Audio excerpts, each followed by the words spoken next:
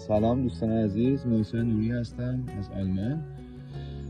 گفتم که این پروژه که امروز قراره انجام دادنش هستم برای شما رو معرفی کنم.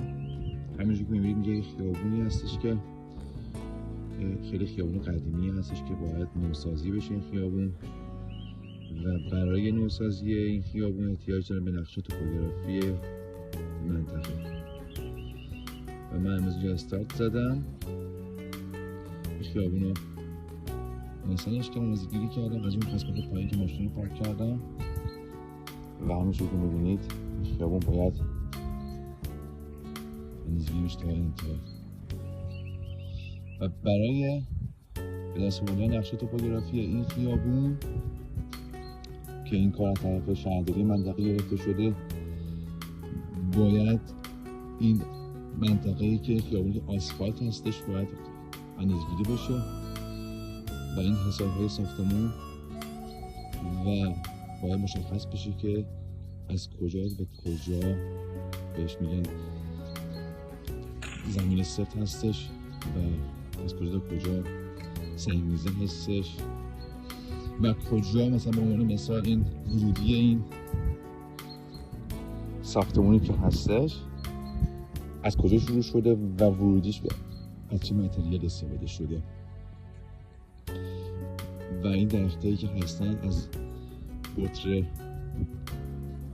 40 سانتی متر باید اندازه‌گیری بشه و نوع درخت هم باید مشخص بشه که درخت بلوط بشه چه نوع درختی هستش که جلوی در خونه چه درختی وجود داره که برای باید ثبت بشه که برای در انتها این درخت ها نابود نشن. مثلا یه درخت یه قطر 60 سانتی متری هست اینجا و در انتها مثلا اون درخت خیلی کهن خیلی قدیمی هستش درخت 80 سانتی متر و مشخص بشه که این ساقه های درخت چند متر هستن. یعنی آلمانی بهش میگن کرونه. این کرونه باید مشخص بشه مثلا 16 متر 8 متر به این طرف سایه انداخته 8 متر مثلا به این طرف سایه انداخته.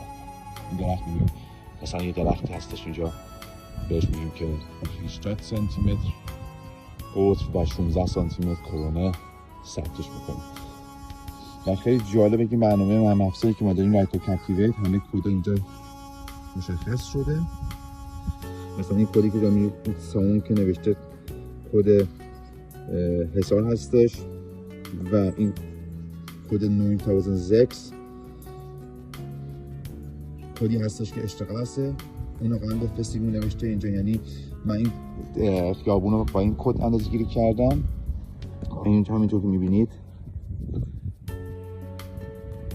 اشتغاس اکسن رو اندازه‌گیری میکنم مثلا شون و یه پروفیل رو براشون در میارم.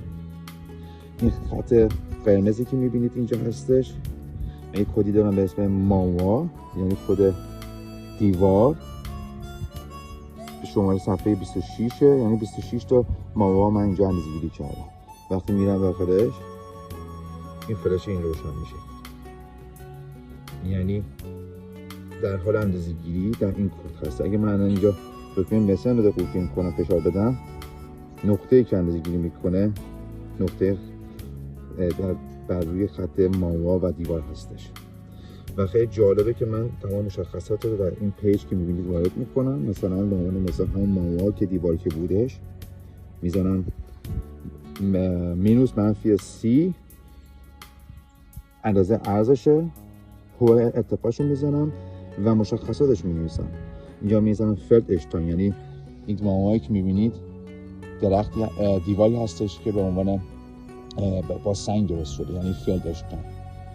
اگه بتون باشه اینجا میزنم بتون و ارتفاعشو میزنم. مثلا میزنم اینجا 90 سانتی متر 90 سانتی متر ارتفاعش بوده و عرضشو میزنم 30 سانتی متر و همینجور وارد میشم و میبینم که اینجا الان من این دیوارم تموم میشه و ساون و همون به قول معروف همون حصار شروع میشه.